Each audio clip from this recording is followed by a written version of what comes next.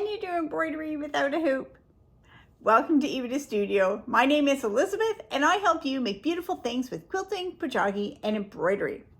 So most people do embroidery with a hoop. This is a piece that has 2 layers. It holds your fabric tight and flat and straight while you are doing all your stitching.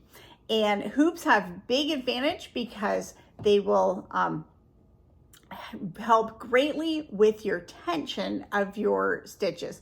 And there are some types of embroidery where you absolutely must use a hoop or a frame of some sort because it's very important to keep your fabric straight.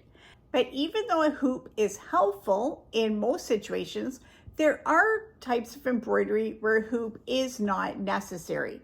And so if you're doing a small piece and you're wondering, do I really need a hoop? Then I would recommend you could try it and see. Some people really enjoy embroidering in hand and not using a hoop. And so feel free to try it out, see how it works. The number one thing that you're going to watch out for, that is the problem, and that is the T word, which is very important in embroidery, and that is tension.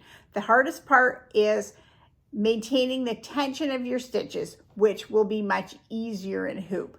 But if you want to try it embroidering in hand, then go ahead and try it and see if it's going to work out. So let me know if you've ever tried embroidering without a hoop or if that's something that you would never do.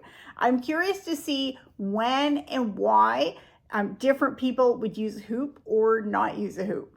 So drop a comment and let me know. And if you're looking for more embroidery tutorials, patterns, and inspiration, you can find that on my website, epidastudio.com.